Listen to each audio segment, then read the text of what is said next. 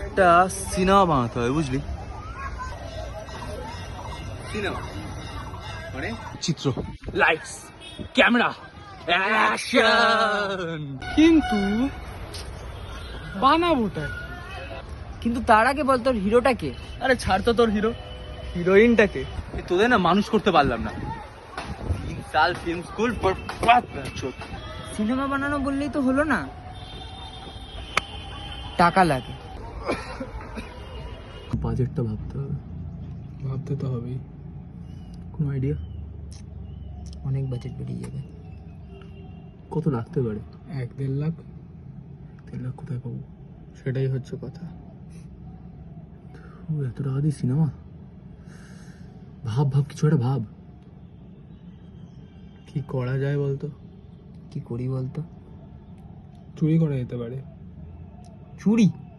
গাড় মেরেছে। Last option আমাদের কাছে এটা।